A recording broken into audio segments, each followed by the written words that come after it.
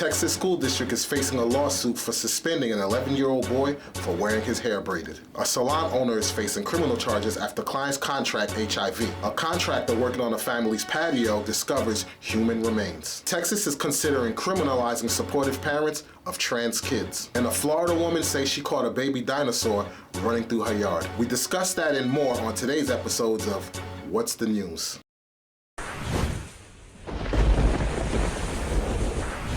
Hey guys, Walls P, and welcome to another episode of What's the News, the show that discusses news that you might have missed or the media is not covering. So, without further ado, let's get started. Texas school district is in hot water when it gave an 11-year-old boy in-school suspension. The boy, whose name is Maddox, whose father is black and mother is white, went to school with his hair braided in order to honor Black heritage. Now, it's reported he was first suspended on April 5th, 2021, and has been since given ISS for every subsequent school day. Now, the parents did acquire a lawyer to sue the school district. The boy spent weeks by himself, and the parents were never notified of his suspension. Now, while he's on ISS, he's placed in a cubicle away from other students and denied the opportunity to even socialize with other students. And with the isolation that children face through the pandemic, that can be demoralizing to a child. The parents feel this also deny him of education equal to the other students. I mean, how would you have reacted if this was your child? Do you feel schools can tell children how to wear their hairstyles? Let me know your opinion in the comment section. A former owner of a salon in New Mexico is being indicted on 24 felonies. The woman named Maria de Lardos Ramos de Ruiz, I hope I got that right. She's being indicted for charges such as fraud, practicing medicine without a license, racketeering, money laundering, and tax evasion. Authorities discovered 2 people contracted HIV after getting a vampire facial. What is a vampire facial, you might ask? A vampire facial is a cosmetic procedure that involves platelet-rich plasma,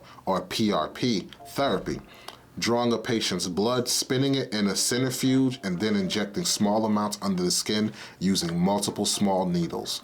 Blood is also applied typically on the skin. Me personally, if I have to go through all this to look good, I'd rather stay ugly. I don't even like for a nurse to draw my blood for testing. More power to the people that go through all this to stay sexy. I just feel sorry for the people that got the short end of the stick on this one. A contractor working on a family's home project made a discovery fit for a horror movie. Yeah. Where am I? You're behind the couch. Robbie Kearney, a 32-year-old builder, was working on a home in southwest England. He dug up a soakaway hole for a couple whose names are Matthew and Amelia, and the soakaway hole was for their patio drainage. In the process, he dug up a pile of bones, which he thought were animal remains. Upon further digging, he dug up a skull, and that's when he knew this was not a pet cemetery.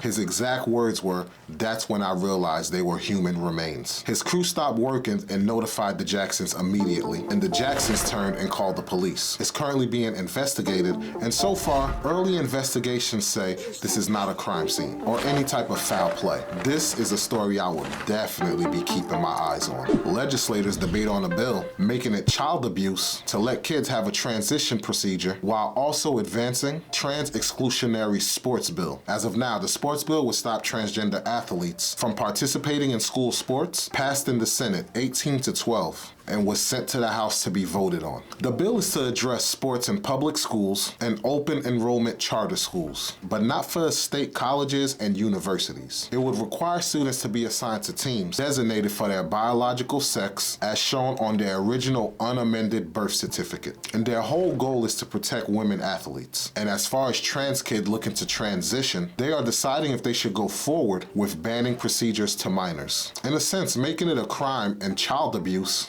charging parents who help their children obtain such procedures. I mean, what do you guys take on this? I did a video speaking about this. You can check it out in this card right here. But I do agree with protecting the women athlete. Records were just being shattered left to right. I say create a league for transgender athletes so the playing field is on equal footing for everybody. That's just my opinion. What do you guys think? A woman saw a strange creature running through her yard in the middle of the night. Now, it was caught on camera, but it was too blurry to see. But if you ask me, it definitely looked like something from Jurassic Park.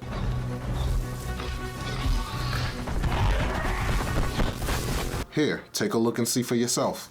Now, as you see in the video, it appears to be running on its hind legs, exactly like a velociraptor. Now, maybe I saw way too many Jurassic Park movies, but that's definitely what it appears like to me. Now, I've never seen a dog or any animal run like this.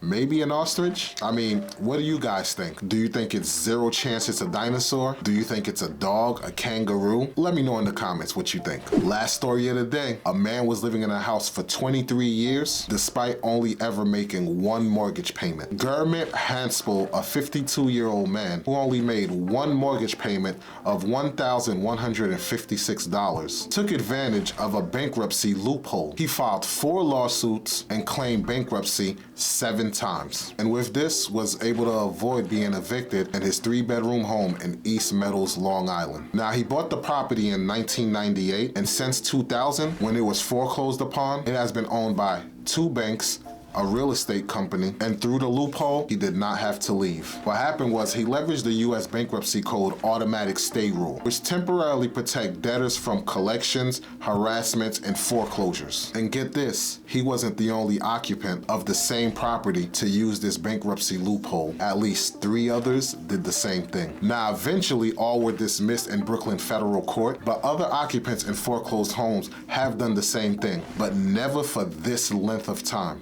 I tell you, this dude must have been a lawyer or something. In other news, a school teacher in Michigan cut a 7-year-old student's hair without the parents' permission. The teacher forgot to exit a Zoom call and go on a racist rant about a student and the family. Joe Biden wants to kick people off unemployment if they refuse a job, but it only applies to people who made $32,000 prior to unemployment, as the unemployment boosts make it very lucrative for those who made $32,000 or less. And death to another legend, Paul Mooney, one of the greatest comedians ever to live. California. I could take you in a car right now and I'll show you areas. It's a very segregated city, extremely. 1,000 notes. Watch, you know what I'm saying? It's very segregated. That's by accident? He wrote for legends like Richard Pryor, Eddie Murphy, Red Fox, and Dave Chappelle. He even wrote for In Living Color, Sanford and Son, and The Dave Chappelle Show. Rest in peace. You will be missed. That's gonna do it for today's episode of What's the News. If you like this video, hit that subscribe button, smash that like button, and hit that notification bell so you can be notified on more content like this. I'm Walls P, this is Matter of Opinion, and you just saw an episode of What's the News. Catch you guys on the next one. Peace. It's a matter of opinion.